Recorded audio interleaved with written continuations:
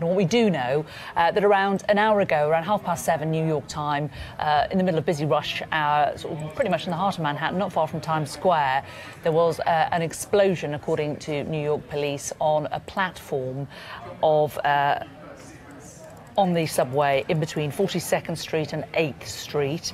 The AC and E lines were evacuated and the emergency services rushed to the scene. One person is in custody, we understand, with injuries that are not thought to be life-threatening. There were a number of other people who have also been injured, but we don't know how many numbers. We know that President Trump has been briefed on the situation.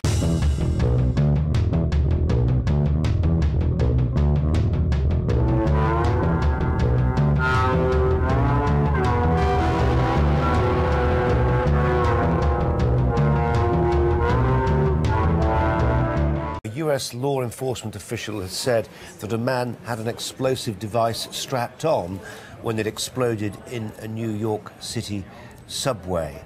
A pipe bomb, other reports also telling us that that individual is both injured and in custody. Let's go and speak now to Marilyn New Sherlock, who witnessed apparently what happened. Welcome to you. What did you see? Well, I was at Port Authority. I commute there normally from, Mondays through Fridays because I work in Midtown Manhattan. And essentially I was there at around 7:15 at a retail store on the main floor. Music was blaring and all that. And before I knew it, a whole stream of people started screaming and coming out of the subway station underneath to the main floor. There was no announcement, nothing on the PA system. I smelled nothing, heard nothing. And nobody knew what was going on. But rather than join the stampede, I just kind of stayed there for about 4 minutes just to assess the situation. And at around that time, some men in black uniform, probably transit cops, started shooing people out of the Port Authority. And when we came out, basically all the emergency vehicles, cop cars, fire trucks were there, swarming the place, and the whole place was then locked down. Yeah. And as you say, at times like that, people do panic. There's a lack of information, isn't there? People just want to get themselves away from where there may be trouble as the police pile into the area. I imagine there was a lot of disruption. It was the middle of the rush hour too. That's right. And, of course, I now wonder how I'm going to get home later. I live in New Jersey, and so the Port Authority is a huge hub, obviously, both for the subway station and the bus stations that ferry people all over the place. And with the Christmas rush, too, there's a lot more people, a lot more movement in the city, so this should be very challenging.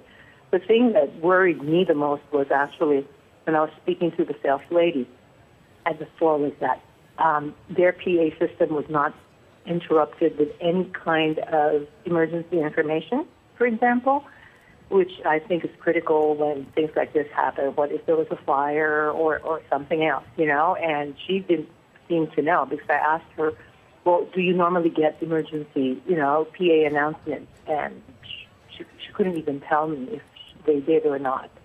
So that was worrisome. And the other thing is, as I was leaving, walking toward Midtown Manhattan, towards 6th Avenue, I kept asking the cops along the way. I was like, hey, have you heard anything? Did you see anything? And basically at that point, they were more interested when they found out I left Port Authority. So they ended up asking me, well, what did you see? What did you hear? I said, pretty much what I just told you. Yeah. Marilyn, I don't know whether you were somebody who was living in New York at the time of the 9/11 attacks, but it does seem that the tempo of anxiety in the city in recent months has not been reducing, it's been rising, if anything. Is that a fair assessment, do you think?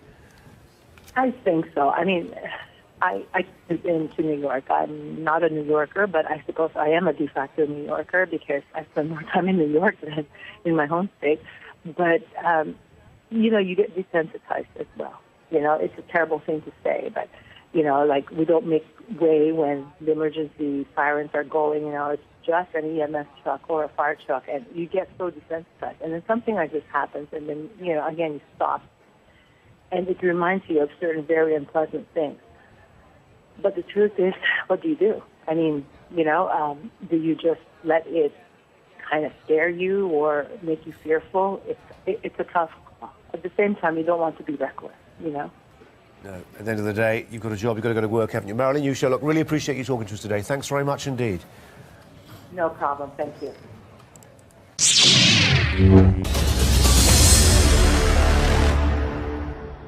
New York. Police are now saying that there are no injuries apart from the suspect, and he has non-life-threatening injuries. This is after reports of an explosion on the platform of the subway not far from Times Square between 42nd and 8th Street in the heart of New York. It happened around an hour ago at 7:30 in the morning, in the middle of the rush hour. An explosion was heard, and the area was evacuated.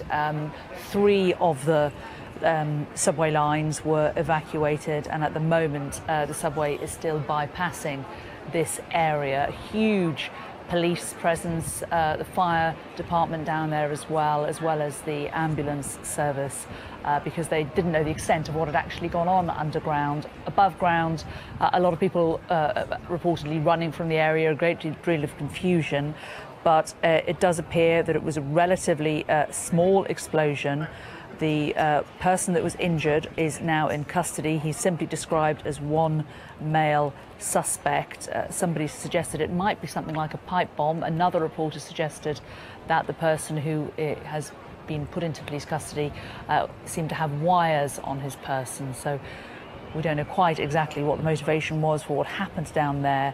It's just by the Port Authority bus terminal, which is the biggest terminus in New York, so it is a very, very busy area. We understand that President Trump has been briefed on the ongoing situation, and the area is still sealed off while police continue to carry out their investigations into what is happening in that area. But it certainly appears that the only person who was injured was the person who may have been responsible for the explosion. They have non-life-threatening injuries and they are in custody at the moment.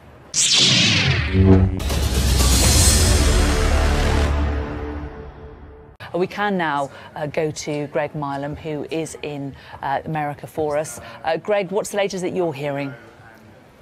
Well, that confirmation from the law enforcement authorities in New York that one person has been arrested. That person has non-life-threatening injuries, so they were injured following what's believed to be an explosion, they say, that was set off on a subway platform in Manhattan around about 7:30 in the morning. So the geography is becoming clearer. Of course, the focus initially was on the Port Authority bus terminal. That is a terminus, the biggest terminus in New York for buses coming in. But of course, it's a transport hub, and there are numerous metro lines, as you've been saying, and that confirmation coming that explosion happened, what appeared to be an explosion happened on a subway platform, and one person has been arrested. Now, there are varying reports about whether anyone else was injured in what happened there. As you were saying, extremely busy time and a lot of people and a chaotic scene unfolding with, first of all, the sound of that one or maybe 2 explosions, and then the panic that ensued when people heard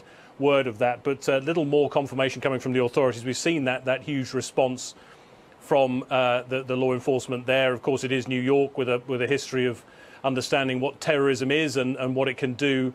There are some reports here that maybe this device was being carried by this person, that maybe this wasn't the intended target of it for that explosion to take place. But as I say, very early stages, and at this point, the only confirmation of an injury coming from law enforcement is that person who is in custody and has, as they say, non-life-threatening injuries.